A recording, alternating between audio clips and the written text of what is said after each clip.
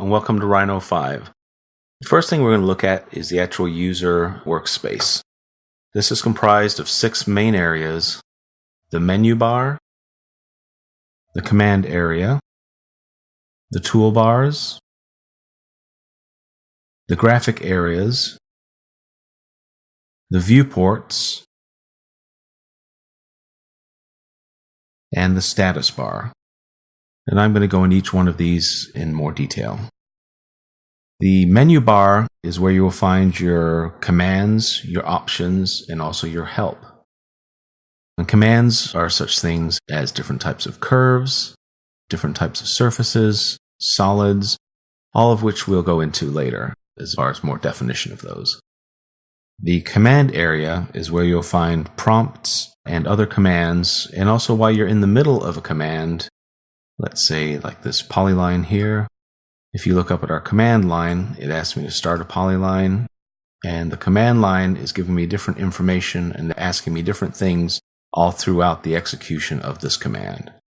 So the command line is very important in working efficiently in Rhino. Toolbars, these are shortcuts to commands, similar to what you'll find in a lot of other programs as far as toolbars.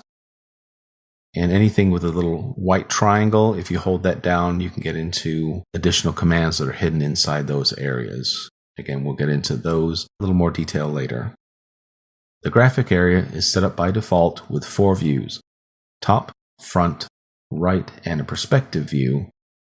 And these can all be manipulated and moved around to help better identify the actual commands and the data or curves that you're actually working on. To control these, we have viewports, and each one of these light blue areas tell you what actual view you're currently in, and these can be changed by holding down on the little fly out there to the right of the word. And under set view, you can choose top, bottom, left, right. You can also save custom views.